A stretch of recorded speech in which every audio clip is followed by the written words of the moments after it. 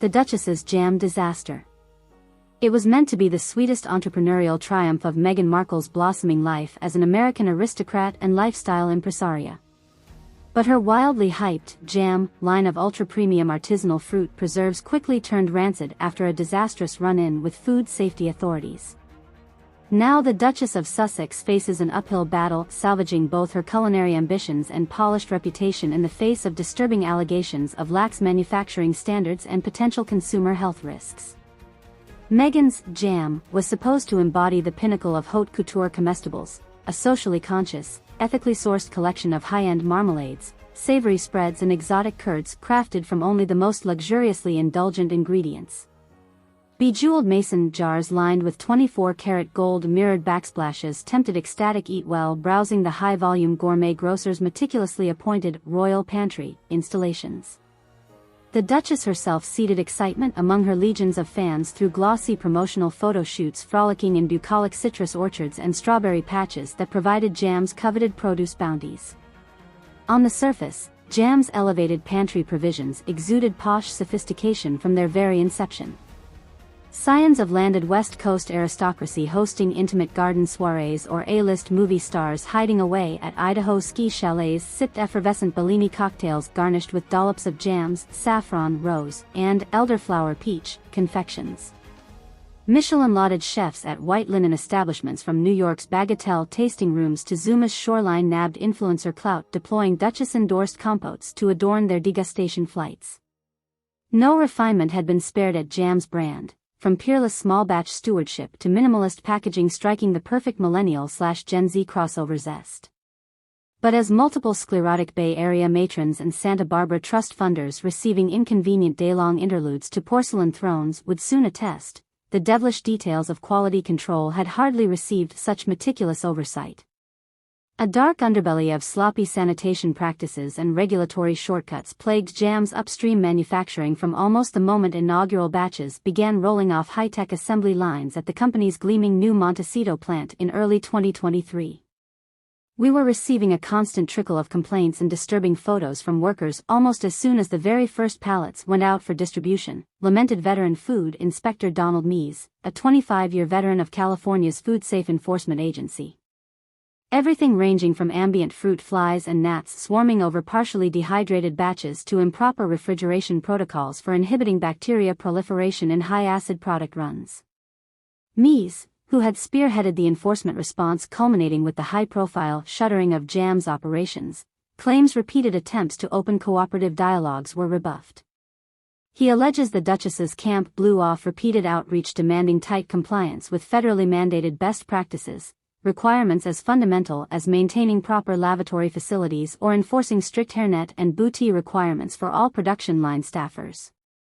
You'd think with a woman of Meghan's polished pedigree heading this company, she'd be the first one to appreciate the generational reputational stain any hint of slapdash oversight could wreak upon her business legacy, Mees told reporters amidst the swirling scandal. But time and again, we just ran into the same stonewalling arrogance that this somehow didn't apply to the so-called jam artisanal made by her royal handmaidens. The red flags mounted just as swiftly as jam's rise to meteoric Instagram hypebeast fame had manifested. By early June, over a dozen disturbing tips coalesced ranging from underage labor abuses to nightmarish bacteria blooms infiltrating normally acidic production vessels. Photos depicting decrepit equipment corroded into rusty decay were anonymously filtered to food-safe inspectors. Many came displaying dates indicating the compromised machinery had already cycled into service congealing batches slated for national grocery distribution. But the public relations pandemonium reached a boiling point in late June when a suburb San Francisco family of 4 was hospitalized with suspected botulism poisoning in what appeared to be the first cases directly linked to tainted jam products. Almost immediately upon admitting the stricken Brentwood clan, UC medical staff enacted emergency disclosure protocols triggering a federally mandated recall review by the FDA and CDC. It was like something out of a Upton Sinclair novel down at that plant, Mees recounted grimly. We rolled up with over a dozen seasoned inspectors only to find the entire Duchess empire sitting at this putrid nexus of criminal labor exploitation, unfettered vermin infestation and chronic microbial contaminations that makes you seriously question the karmic suitability of British colonizers ever exporting their culinary traditions in the first place. Mises' cadre reportedly found walk-in refrigerators with stagnant meltwater pooled inches high after callously being abandoned without regular maintenance. Food-grade storage vessels encrusted with layers of microparticulate gunk were found hoarding standing teal and chartreuse spills resembling radioactive bioreactor runoff straight out of The Simpsons. Perhaps most unforgivably, pallets of finished product were evidently transported to distribution hubs without even passing through the most elementary sterilization kill cycles. According to FDA reports, this allowed perilous pathogen strains of Salmonella and B. serious bacteria to flourish unchecked within multiple incubating batches. Even our most cynical, jaded vets had to chuckle at level of Ponzi vanity branding obliviously deployed to rebottle genuine biological hazards straight out of the late 19th century, Mies sniped with ironclad contempt. This whole Duchess prestige preserves mystique was repackaging the squalid churn of Jacob's urban sausage factories for the Aravista millennial jet set. Within days of the raid's shocking revelations, Jam had spiraled into crisis management mode. County officials shuttered the entire 65,000-square-foot Montecito production facility indefinitely.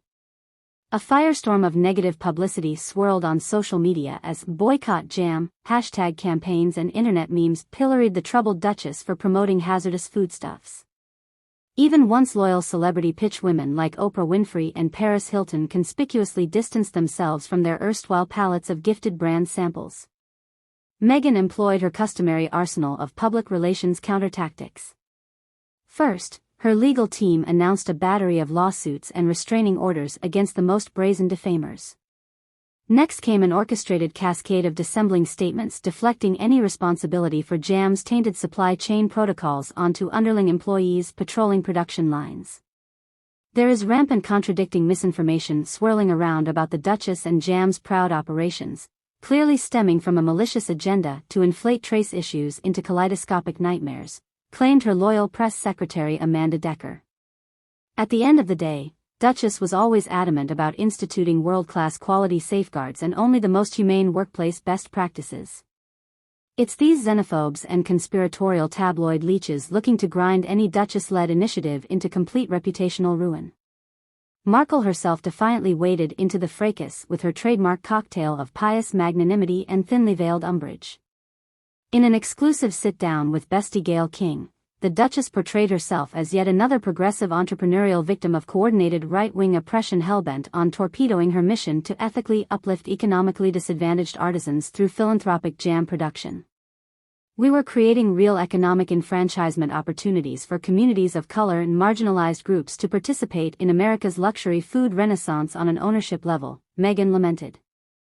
Detractors who wanted to sabotage Jam and my broader advocacy for minority artisanal manufacturing simply amplified freak aberrations into cataclysmic implosions of public safety, a gross contortion of the privileged humanitarian truth. As media scrutiny intensified over her role in fostering the toxic workplace culture and flag